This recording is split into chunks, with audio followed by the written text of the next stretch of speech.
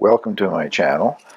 This is an indication of some of the things that I cover on a regular basis in my videos. If you haven't already subscribed, please feel free to do so, and don't forget to click the little bell so that you'll get notified of future videos. Please feel free to share my videos on your social media, and I hope you enjoy the video which follows. Hello everyone. I'm just doing a little video here on some of the plans for this year's garden. What I'm going to start off with are seeds that I bought from Annapolis Seeds in Nova Scotia. They're all open pollinated, heirloom varieties, and organically grown. I'm going to be having my vegetable garden as I always do, but I'm going to try to be more conservative with it this year. Last year I grew so much and everything got overgrown. Some things weren't successful at all, but the things that were successful I had more than I needed, so I'm going to cut back this year. Starting out here with the first item is Dakota Tears onion. I've read several things online about it, various sizes available, all in the same seed, but Annapolis says that it's a medium-sized yellow storage onion, one of the most popular open-pollinated onions for a reason. They are vigorous, flavorful, extremely good keepers, developed from 20-plus years of selection by breeder Dan Podle of North Dakota. They're saying medium. I have some other place where I looked and found a description of the seeds. Some of their onions weighed up to a pound each, so that's not medium, but I suspect what I'll get is medium. My onions never tend to be terribly large, but looking forward to trying them, and they happen to be the only thing that I've already started, and they were only planted yesterday in my light system here, 84 cell pack, and I wouldn't expect to see any germination for a week or so yet, but they are at least started. Next is Lewis bean, a snap bean, average length of about 6 inches, it says. They are a bush variety, and market gardeners like them because they produce their beans all in one flush, so they're all ready to pick at one time, and the suggestion is to plant succession rows of them if you want a continuous crop, but I only have one packet of seeds, so I'm going to be planting the one packet of seeds all at once and see what I get out of it. I like bush beans. You don't have to stake the things, and if you plant them thickly enough, they support each other. And Yorkshire peas, a very rare variety right now, evidently. Annapolis Seeds say, as far as they know, they're the only company that's producing them for sale, and they're in very small quantities. I got a small packet of them, so if I like them, I'll save the seed and replant another year. They were popular in the 19th century, developed around 1865, and are a compact plant, 2 to 2.5 feet tall, so will require some staking, but not a lot. Looking forward to trying them. Over the years, I have grown many varieties of zucchini. Seems to me I grow a different kind every year. This one is called Costata romanesca because of its shape, with it's sort of ribbed and striped. It's supposed to be quite prolific and has seeds like any zucchini has, but they're supposed to remain tender up until the thing is a foot long, and I like to use them before that anyway. Also, it is one of the varieties that has a very large blossom. In the Italian recipes for stuffed blossoms and whatever, I have never done it, but maybe if I get enough blossoms off it, I'll try it this year. Looking forward to see how it turns out anyway. I haven't grown chard in a couple of years. I've selected this one because it supposedly is tender enough that you can also use it in salads. It's just called golden chard. I would love to be able to grow spinach, but I plant spinach and as soon as it comes through the ground it bolts. So I've given up on spinach. I'm back trying some chard. I like chard very much. I don't know why I didn't grow it last year, but I'm going to have this one to give it a try this year anyway. Tomatoes are one of the things that got away from me last year and seem to every year. I grow the hoop house full of them and way more than I need. I grew this variety last year. It's called Cole. I like it very much. It's not completely parthenocarpic, but almost parthenocarpic, meaning that it doesn't require pollination. Even though tomatoes are self-pollinated, supposedly every bloom on it produces a tomato. It's a medium height. It was supposed to be, I think, a short bush thing, but mine grew taller than that last year. But it's the only variety that I'm going to grow this year. I'm cutting back on my tomato production. They were very nice, sort of, I think you probably might call them a saladette tomato, just a medium-sized, nice little red tomato. So that is going to be my only variety and not so many plants of them. One of the things in my garden that was a complete failure last year, or almost a complete failure, was my squash. I grew several varieties.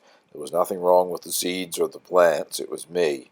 I'm trying the Ruth Stout method of gardening, where you cover your beds with straw or hay or whatever and plant down through it. And over the years, you just keep adding more straw and hay, and it decomposes down below and mulches and enriches the soil.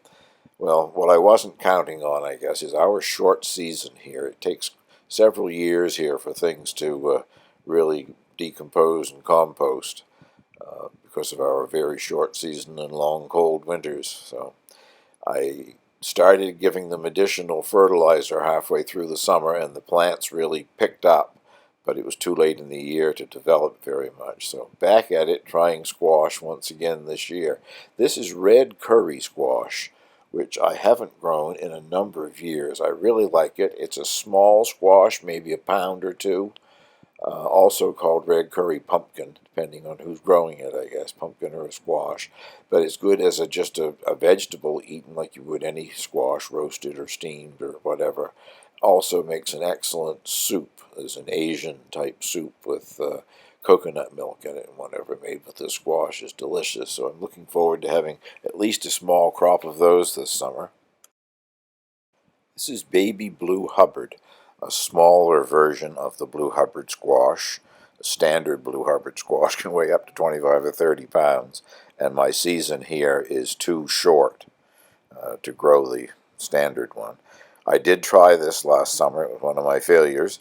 I did get one or two small squash that developed very late in the fall, but they really weren't even mature. So giving them another go this year. I would really like to have the small blue Hubbard squash. Hubbard is an excellent storage squash. It kept in a warm, dry place, they'll store for months on end. So looking forward to those hopefully producing this year. At last, something new that I haven't grown before. Black futsu squash. It's called a black squash because when it first develops, it's a very dark green, almost black, and then it matures to this sort of orange color.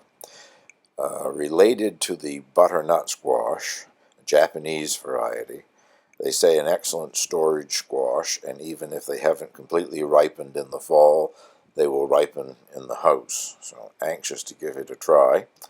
And I always like to try something a little different. It certainly looks different. I've never seen one in a shop around here anywhere. So hopefully I will develop a few of these and get to see what they're like come fall. I haven't mentioned so far, but I will put a link, not to each one of these items, but I will put a link to the Annapolis Seed Company and the two other seed companies that I'm using here.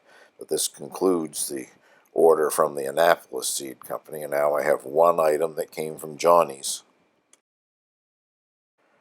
This is cutting celery, and I got the seed from Johnny's Select Seeds in Maine, a very good company, wonderful especially for garden tools, but also a fantastic variety of vegetables and flowers, etc. This is used more as an herb than actually as celery. As you can see, the stems are quite small and it's quite leafy. It can be chopped and added to a salad, also used in soups and wherever else you would use either, say, parsley or cilantro. I grew it once before, a few years ago, and I think when I was growing it then, it might have been called soup celery, but I'm quite sure this is the same thing. Grows very well here, and I like the flavor. It's a very nice, strong celery flavor. So, also there'll be a link down below to Johnny's Select Seeds. Well, the next selections here are from Vessi Seeds. They're non-GMO, and most of them are organic, but they're hybrids. This particular one is Quarantine. It is the European gherkin type of cucumber, parthenocarpic. I grew it last year along with a couple of other parthenocarpic varieties, and this was my favorite. Makes an excellent pickle. Also very prolific and good in salads and sandwiches and all that sort of thing. Quite small, about 4 inches long.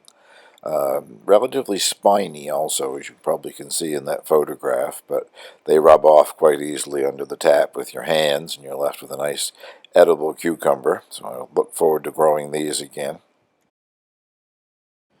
York rutabaga, which in this area we call a turnip. One of the things that I do have success growing, too much success perhaps, plant them too early and they end up being enormous.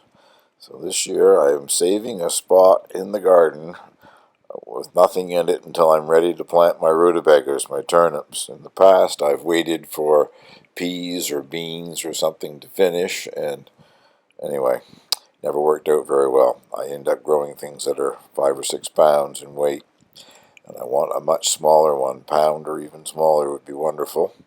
So they probably won't go in the garden until, I don't know, mid to late July at least. I'll start them earlier than that. Napoli carrots, I've grown them before. The seeds that I selected are organic, also pelletized. I really like that advantage. When they're tiny little white pellets, but you can see where you have put each one in the row, and you don't end up with them being all overcrowded because you've dropped too many seeds in the little trench. And in the packet of seeds, there is enough pelletized seeds for at least 3 years, so I won't have to buy those for a while. As I say, I've grown them before. They're a very nice, sweet, smaller type carrot, not huge, but my raised bed where I grow the carrots isn't that deep anyway, so if I get carrots that are 8–10 inches long, I'll be quite happy with it. Deliz strawberries, D-E-L-I-Z-Z. I'm assuming that's how it's pronounced. I only tried growing strawberries from seed once before and had some success with it, but what I discovered is the little tiny seedlings do not like to be transplanted.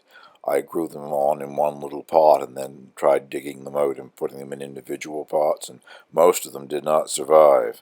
So this year I am prepared with a cell pack thing that I bought that has little 3-inch pots in it. I think 18, and I don't think there are that many seeds in this pack of seeds. You only get a few, maybe a dozen or so seeds, but I'm going to try planting them where I want them to grow, in these little 3-inch pots, and we'll see what happens. They're going to go in the garden in the area where I have the raspberry canes that I bought last year. If you remember from watching one of my garden videos from last year, I ran across a end of season sale at a grocery store, large pots of raspberry plants, and there were 3 plants in each pot. I bought 2 of them, so I got 6 plants, and in each pot there were 3 different varieties: white, red, and I think yellow or black raspberries, I'm not sure, but they were doing fairly well toward the end of the season last year, so hopefully they'll make it through the winter. They're growing in the same bed where I have my alpine strawberries and 1 or 2 other small strawberry plants, so I will just put these strawberry plants in amongst them there somewhere. I always grow at least one variety of some sort of a flower to grow in containers and whatever in the summertime. This year I'm trying dahlias from seeds, and these are a dwarf miniature variety of dahlia called Fresco Mix. There are several colors in the one packet of seeds. Hopefully, it says there's 100 seeds, so I won't be growing anywhere near 100, but I will give them a try anyway, and that hopefully will be this this year's flowers to put around. Well, that concludes the order from Vessey's, and I guess basically that is the seed order. I'm going to go on here and show you some plants that I have ordered from Richter's, the herb and flower catalog. Always very impressed when I receive seedlings from them. They are so well packed and in such good shape. Well, I've ordered a few herbs as usual, but I've also ordered some peppers. I don't intend to start my own peppers, chili peppers that is.